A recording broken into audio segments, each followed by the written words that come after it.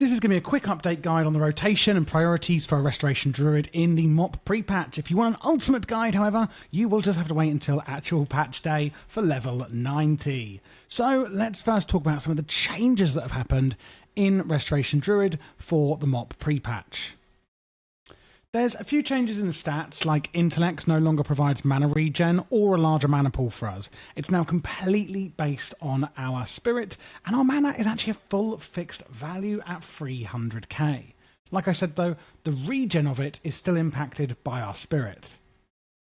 Innovate will now also actually scale with spirit instead of restoring a percentage of your mana pool. Mastery has also changed. Your direct healing is increased by an additional 14%, and causing your direct healing spells grants you an additional 14% bonus to periodic healing for 20 seconds. Life Bloom has had its duration increased from 10 to 15 seconds. You can now refresh it with Regrowth, Nourish or Healing Touch, without even requiring a talent for that. Then onto Rejuvenation. This now ticks on cast as well, meaning the second you press it, it's actually going to do a bit of a heal. And this is going to be similar to the Cataclysm talent Gift of the Earth Mother. However, this is now also baked in.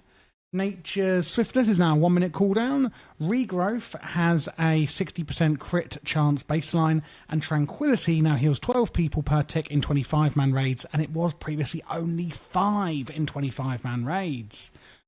We do have a new ability, but this is at level 90, which is Heart of the Wild, so I won't go over that in this video. Dreamer Scenarius and Nature's Vigil. But again, that's only going to be available to us when we get the full level 90. Our mushrooms now drop a single mushroom, and as you can see here, I've got symbiosis around it. So we're going to be getting that in the glyph of effervescence, meaning it does come from your mushroom. Like I said, this isn't an in-depth guide, so I am assuming people watching this actually kind of know how to play Resto. If you are new to Resto or you want a complete ultimate guide on how to play the class, then that will be that will release on launch day of MoP on the 21st, so make sure you subscribe so you don't miss that. We also now have Iron Bark, meaning that the target skin is as tough as Ironwood, reducing all damage taken by 20%. It's like Bark Skin, but we can use it on everyone. We still have Bark Skin, however, just for us, of course. We also have Renewal, which is from the talents. In fact, let's go through the talents now, so I can talk to you about it. I go for Feline Swiftness at level 15, so it does actually go like 15, 30, 45, and that's it. Yeah, it's not an improvement in my opinion. I actually don't like it. Increases your movement speed by 15%. Renewal at level 30. You could also go for Cenarian Ward. So this is just for you, Renewal. It instantly heals you for 30% health. Whereas Cenarian Ward you can put on anyone and it's basically a shield. The next one is basically like CCs, etc. I like Typhoon, or we push back our enemy.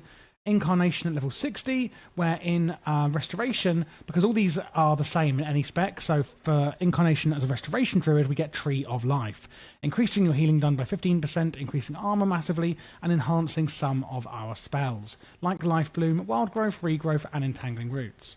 Lastly, at level 75, which is the last talent you'll be able to get until MoP fully launches, I like to go for Ursul's Vortex, slowing your enemies and pulling them in, but it's entirely up to you on that line. So regarding the spells when we go into Tree of Life, Life Bloom, you can cast it on unlimited targets in this period.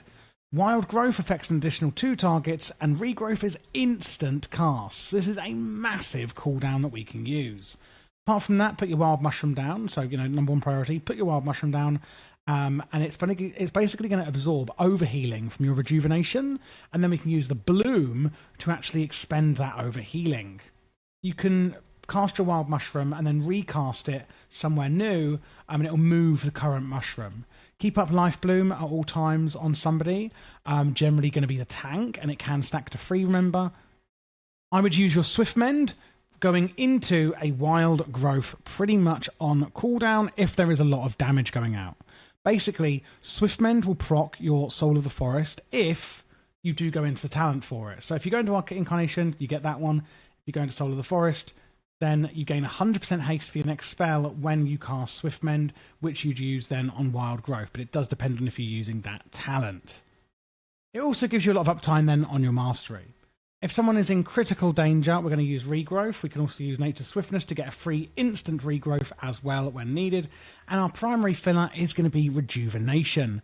We can precast it on a lot of people when people are coming up. So like a ramp, we're ramping up for the damage about to come in. Or if people are already injured, you can spam it then.